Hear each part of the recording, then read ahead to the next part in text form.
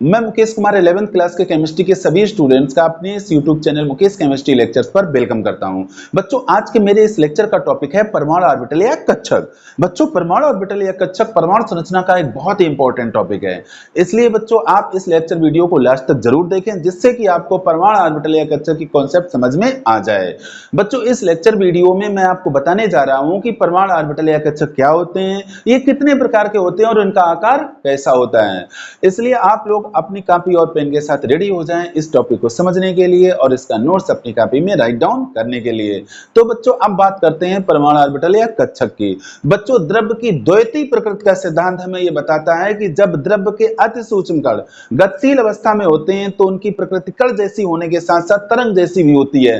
अर्थात गतिशील अति सूक्ष्म कणों में दो प्रकार के गुण उत्पन्न हो जाते हैं। इसका मतलब है कि उनमें कणों के गुण तो पहले से होते हैं, इसके साथ साथ उसमें तरंग के गुण भी उत्पन्न हो जाते हैं। तो इस कारण से गतिशील अति सूक्ष्म कणों की प्रकृति को द्विविध प्रकृति कहा जाता है। ये कहा जाता है कि गतिशील अति सूक्ष्म कण द्विविध प्रकृति के होते हैं।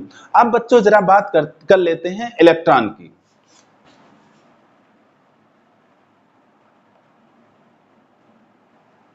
इलेक्ट्रॉन क्या है बच्चों?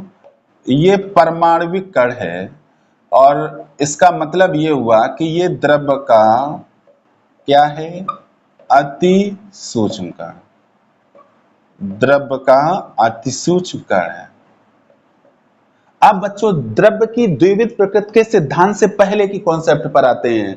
द्रव्य की द्विविध प्रकृति का सिद्धांत आने से पहले इलेक्ट्रॉन के बारे में हमें यह बताया गया था कि इलेक्ट्रॉन परमाणु में नाभिक के बाहर तो होता है, लेकिन नाभिक के बाहर ये वृत्तीय कक्षाओं में लगातार चक्कर लगाता है। क्या आपको बताया गया है?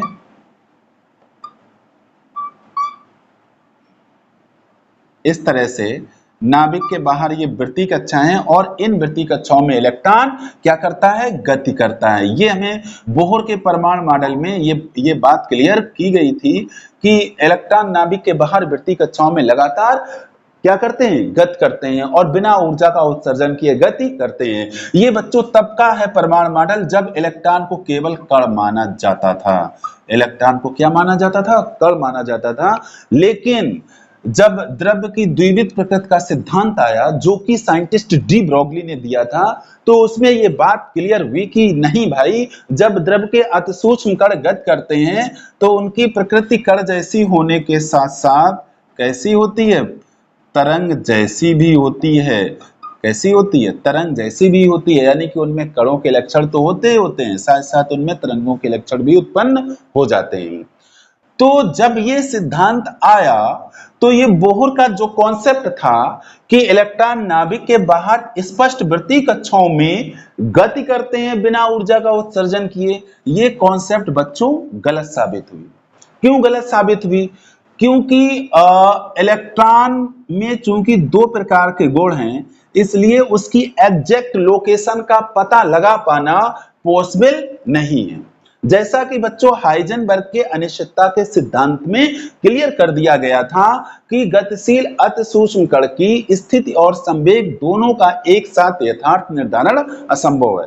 बच्चों, द्रव्य की द्विविध प्रकृति का सिद्धांत और हाइजेनबर्ग के अनिश्चितता के सिद्धांत को अगर आप लोगों ने अभी तक नहीं समझा है तो मेरे इस जो चैनल है ये मुकेश केमिस्ट्री लेक्चर्स, इसके आप प्ले लिस्ट में जाएं और प्ले लिस्ट में इन दोनों के लेक्चर वीडियो अपलोड हैं, उनको एक बार आप जरूर देख लें, जिससे कि आपको इसका जो पिछला बेस है वो क्लियर हो जाए। तो बच्चों, हाँ, अब इस पे आते हैं।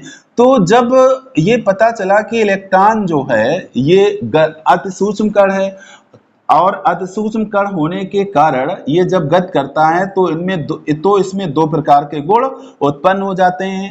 कणों के गुण तो इसमें पहले से ही होते हैं, साथ साथ इसमें तरंगों के गुण भी उत्पन्न हो जाते हैं। इस कारण से इसकी एग्जैक्ट लोकेशन बता पाना पॉसिबल नहीं है।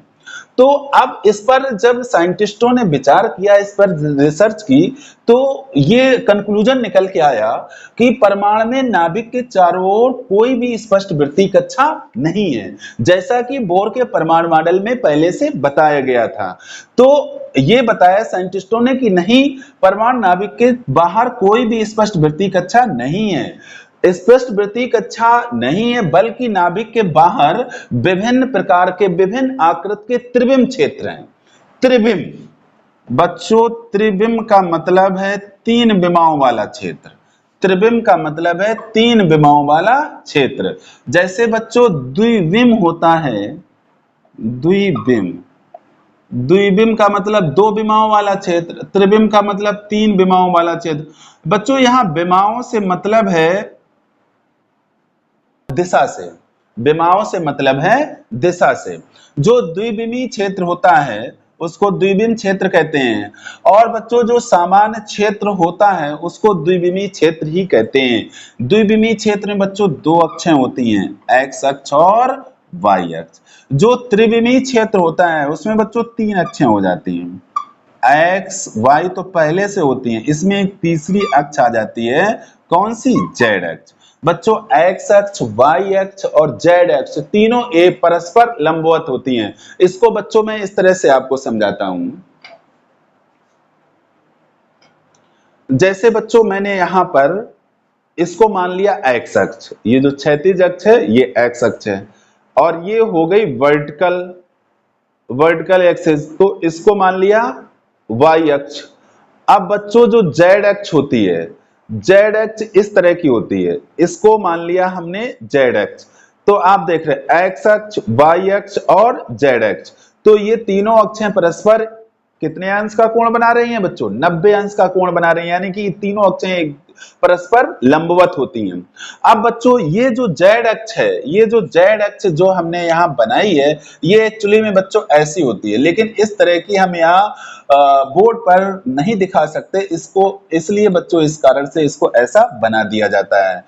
तो बच्चों त्रिविमीय क्षेत्र का मतलब ऐसा क्षेत्र जिसमें तीन विमाएं हों, मतलब जिसमें तीन दिशाएं हों, उसको त्रिविमीय क्षेत्र कहते हैं। और कहने का मतलब ये हुआ कि इसमें तीन अक्ष होते हैं, एक्स अक्ष, वाई अक्ष और जेड अक्ष।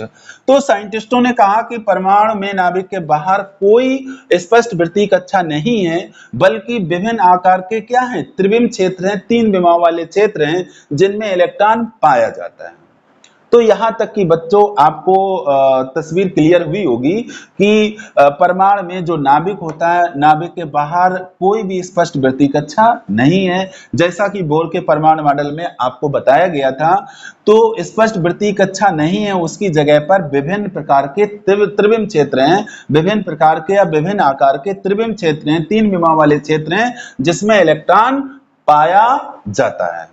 यानी कि ये नहीं है, बल्कि इस तरह का क्षेत्र है, ऐसा इस तरह का क्षेत्र है, एक्स अक्ष, वाई अक्ष और ये जेड अक्ष, इस तरह का क्षेत्र है। और ये नाभिक है, इस नाभिक के बाहर इस तरह का क्षेत्र है जिसमें इलेक्ट्रॉन पाए जाते हैं। ये इस तरह की कोई भी कक्षा इसमें नहीं है, नाभिक इस तरह की कोई भी कक्षा परमाणु के अंदर नहीं है, बल्कि इस तरह के क्या हैं? त्रिविम क्षेत्र। इसको बच्चों साफ कर लेते हैं, फिर आपको क्लियर समझाते हैं।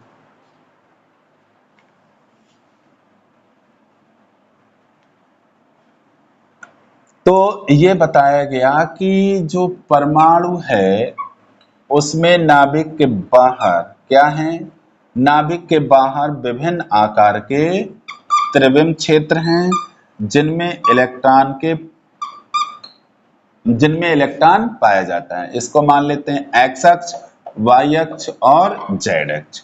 अब बच्चों नाभिक के बाहर त्रिविम क्षेत्र तो हैं, लेकिन नाभिक के बाहर ऐसे त्रिविम क्षेत्र जिनमें इलेक्ट्रॉनों के पाए जाने की संभावना या प्रायिकता अधिकतम होती है, उन त्रिविम क्षेत्रों को ही बच्चों परमाणु ऑर्बिटल या कक्षक कहा जाता है। ऑर्बिटल बच्चों इंग्लिश वर्ड है और कक्षक हिंदी शब्द है। ऑर्बिटल को हिंदी में कक्षक कहते हैं। तो परमाणु में नाभिक के बाहर का, जैसे ये हम नाभिक मान लें, तो नाभिक के बाहर का वह त्रिविम क्षेत्र जिसमें इलेक्ट्रॉन के पाए जाने की संभावना या प्रायिकता अधिकतम होती है, उसी त्रिविम क्षेत्र को परमाणु ऑर्बिटल या कक्षक कहते हैं। जैसे कि नाभिक है, इसके बाहर का मान लो ये ऐसा क्षेत्र है जिसमें इलेक्ट्रॉन के पाए जाने की संभावना कैसी है? अधिकतम है। तो इस क्षेत्र को बच्चों हम कहते हैं कक्षक। ये हमने क्षेत्र जो बना दिया है, ये गोलाकार क्षेत्र बना दिया है बच्चों मैंने, और इसको बच्चों अयस्कक्षक कहते हैं। क्या कहते हैं? अयस्कक्षक कहते हैं। तो कहने का मतलब है कि नाभिक के बाहर का ऐसा त्रिविम क्षेत्र जिसमें इलेक्ट्रॉन के पाए जाने की संभावना या प्रायिकता अधिकतम होती है, उसको कक्षक या ऑर्बिटल कहा जाता है। अब बच्चों आगे बढ़ते हैं। जो ऑर्बिटल होता है, जैसे ये ऑर्बिटल, ये मैंने बना दिया, एक ऑर्बिटल बना दिया जिसको मैंने कहा कि इसको एस ऑर्बिटल कहते हैं। अभी आपको आगे मैं क्लियर कर रहा हूं कि ऑर्बिटल कितने प्रकार के होते हैं। तो बच्चों जो ऑर्बिटल होते हैं उनका केंद्र जो होता है वो परमाणु का नाभिक होता है। ये मैंने बना दिया नाभिक। प्रत्येक ऑर्बिटल का जो केंद्र होता है वो परमाणु का नाभिक होता है। अब बच्चों ऑर्बिटल होते हैं 4 प्रकार के, S orbital, P orbital, D orbital और एफ ऑर्बिटल। ये 4 प्रकार के ऑर्बिटल होते हैं। एस ऑर्बिटल जो होता है वो बच्चों गोलाकार आकृति का होता है, जैसा कि मैंने यहां पर इसको बनाया है। पी ऑर्बिटल बच्चों डमरू के आकार का होता है, जैसा कि बच्चों यहां मैं इसको जरा बना के आपको क्लियर कर दूं।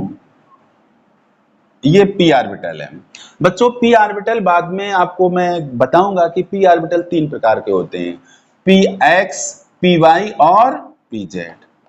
कितने होते हैं? पी एक्स, पी वाई और पी जेड, 3 प्रकार के होते हैं पी ऑर्बिटल।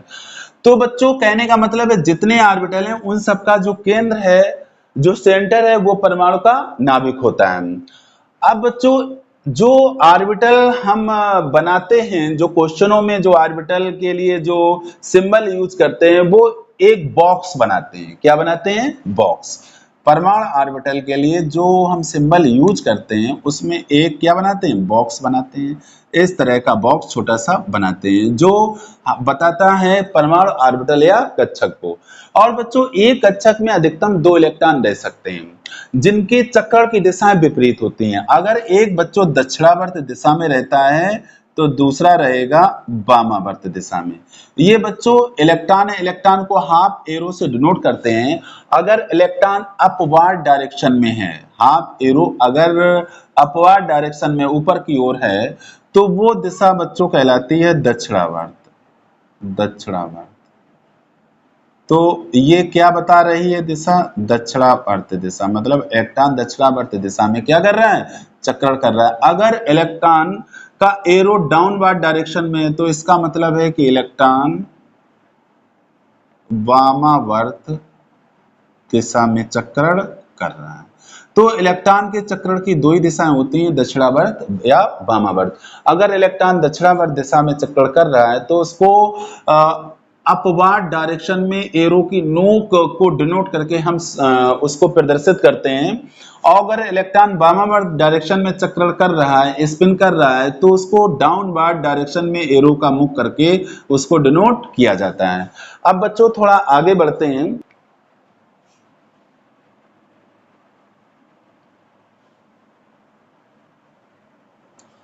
देखिए बच्चों, जैसे मैं दिशा बनाऊं इलेक्ट्रॉन के चक्रण की, जैसे ये जो दिशा है इस तरह से अगर इलेक्ट्रॉन गति कर रहा है तो ये गति है बच्चों दक्षिणावर्त। बच्चों दक्षिणावर्त वो डायरेक्शन होती है जिस डायरेक्शन में घड़ी की सुई की नोक गति करती है।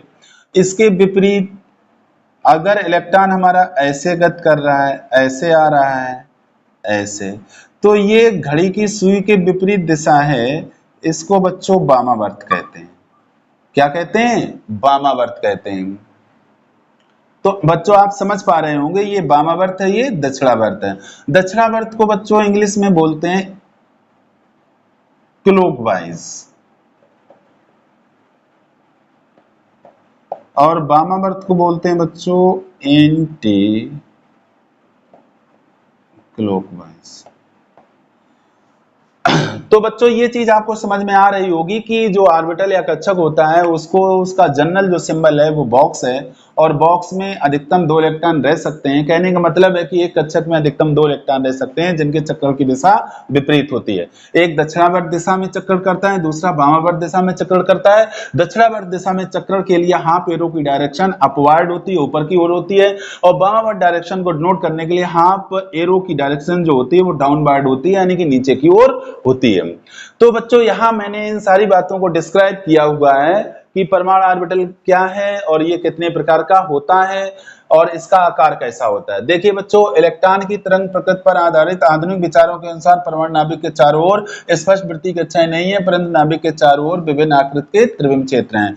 परमाणु नाभिक के चारों ओर वे त्रिविम क्षेत्र जिनमें इलेक्ट्रॉनों के पाए जाने की प्रायिकता अधिकतम होती है परमाणु ऑर्बिटल या कक्षक कहलाते हैं। ये बच्चों परमाणु ऑर्बिटल या कक्षक की डेफिनेशन है।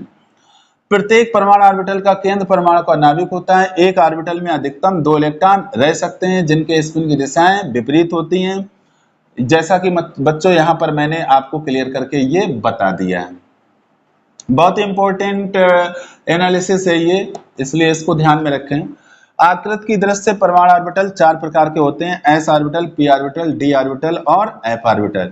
एस ऑर्बिटल गोलाकार आकृति के होते हैं, पी ऑर्बिटल डंबलाकार आकृति के होते हैं, डी ऑर्बिटल द्विडंबलाकार आकृति के होते हैं और एफ ऑर्बिटलों की आकृति जटिल होती है, कॉम्प्लिकेटेड होती है, जिसको हम प्लेन पेपर में नहीं बना सकते। अब बच्चों आप इसका स्क्रीनशॉट लो, इसके बाद मैं इन ऑर्बिटलों की जो आकृति है वो बना के आपको बोर्ड पर समझाने जा रहा हूं, तो बच्चों नोट करें। अब बच्चों मैं परमाणु ऑर्बिटलों की आकृति के बारे में बताने जा रहा हूं, आप लोग ध्यान से समझें।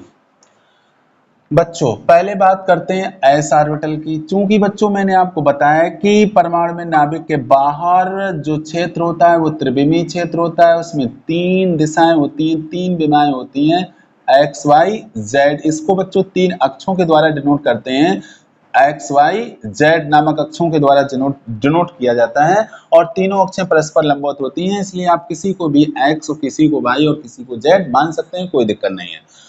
ये नाभिक है परमाणु का। तो बच्चों एस ऑर्बिटल जो होता है वो आकृति में गोलाकार होता है, तो इस तरह का एस ऑर्बिटल बच्चों होता है। अब बच्चों बात करते हैं पी ऑर्बिटल की। पी ऑर्बिटल को देखिए बच्चों, इसमें भी वही 3 अक्ष हैं, एक्स वाई और जेड।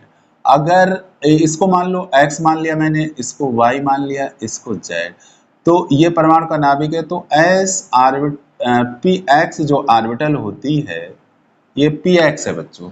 ये जो पी ऑर्बिटल मैंने कहा पी डंबलाकार होती है और ये 3 प्रकार की होती है, पी एक्स ये हो गई। अब आगे बच्चों देखते हैं,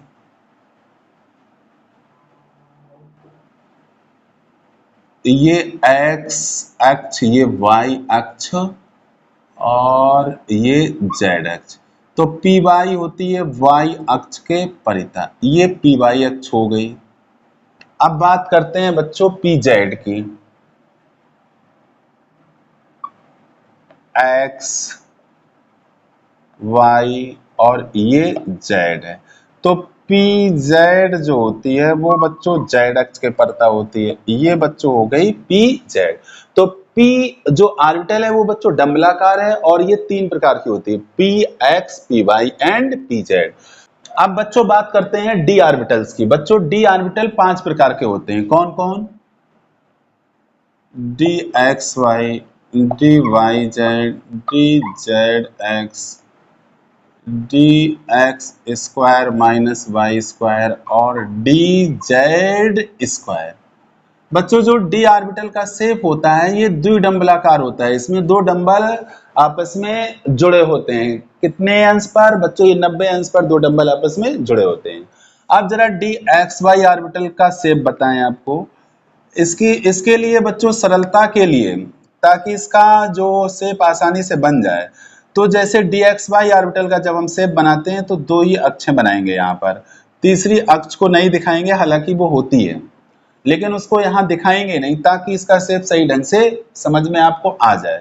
तो डी एक्स वाई ऐसे एक डंबल ऐसे बना दिया और दूसरा डंबल मैंने ऐसे बना दिया, तो ये हो गई बच्चों डी एक्स वाई ऑर्बिटल। ठीक, दूसरी ऑर्बिटल dy z को देखो, तो अब इसके लिए मैं दो अक्ष ही बनाऊंगा, y और z। तो अब इसमें dy z में क्या होगा, एक डंबल ऐसे आ जाएगा और दूसरा डंबल ऐसे आ जाएगा। ये बच्चों हो गई आपकी dy z।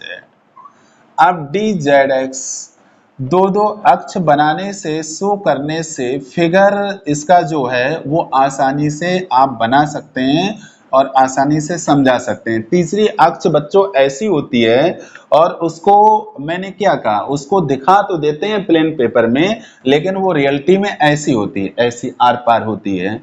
इसलिए तीसरी अक्ष को अभी मैं यहाँ नहीं बना रहा हूँ ताकि इसकी जो शेप है वो आपको समझ में आ जाए। इसमें dy z में इस तरह का, इसमें डंबल बच्चों जो होता है वो अक्षों के बीच में होता है। तो ये dy z ऑर्बिटल हो गई। अब बच्चों आते हैं dx² - y² पर। तो ये x हो गई, ये y हो गई, और dx² y² में जो डंबल है ये अक्षों के ऊपर रहती है इस तरह से। तो ये जो ऑर्बिटल है ये dx² - y² है। अब आते हैं चौथी ऑर्बिटल पर जिसका नाम है dz²। तो यहाँ पर ये z अक्ष के ऊपर ही दिखाई जाएगी। इसको बची हुई अक्ष को आप x भी मान सकते हैं और y भी मान सकते हैं, उससे कोई दिक्कत नहीं है। यहाँ ये z अक्ष के परिता इस तरह से होती है, ये इसके बीच में यहाँ पर ये वृत्ताकार भाग आ जाता है, तो इसको बच्चों बोलते हैं dz²। तो ये बच्चों हो गई s p और d ऑर्बिटल्स की शेप। बच्चों मैंने क्या बोला आपको कि f ऑर्बिटल की जो शेप होती है, जो आकृति होती है वो जटिल होती है, जिसको प्लेन पेपर में यानी कागज पर या बोर्ड पर नहीं बना सकते। ठीक है बच्चों, हम केवल s p और d ऑर्बिटल्स की शेप बना के आपको दिखा सकते हैं। आप भी इनको अपने पेपर में बना सकते हैं। f ऑर्बिटल की शेप बना पाना पॉसिबल नहीं है पेपर में। तो इन आकृतियों को अब आप स्क्रीनशॉट के थ्रू अपनी कॉपी में बना लें। तो बच्चों ये परमाणु ऑर्बिटल या कक्षक का एक छोटा सा लेक्चर वीडियो था। उम्मीद है कि आपको ये समझ में जरूर आया होगा। अगर बच्चों आपको परमाणु ऑर्बिटल या कक्षक का कॉन्सेप्ट समझ में आ गया हो तो लेक्चर वीडियो को आप लाइक और शेयर जरूर कर दें, और अगर अभी तक आपने चैनल सब्सक्राइब नहीं किया है तो प्लीज सब्सक्राइब जरूर कर लें। Thank you so much.